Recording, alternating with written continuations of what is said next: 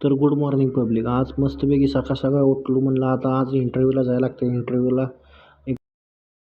जाता जाता म्हणलं भूक लागली, वडापाव खाऊन जावं. परत माघारी आलो. येताना मस्तपैकी वाटत काळी मैना गाठ पडली. काळी मैना घेतली हातात, मस्तपैकी खात खात रूमवर आलो. रूमवर आल्या आल्या मस्तपैकी पोहे बनवलं आणि दिला दणकान. मस्तपैकी झोपलेलो तेवढ्यातच पोरं उठवायला लागली. चलो आम्ही गार्डनला फिरायला जाऊ. चला म्हणलं आता काय बोलून बी चालत नाही.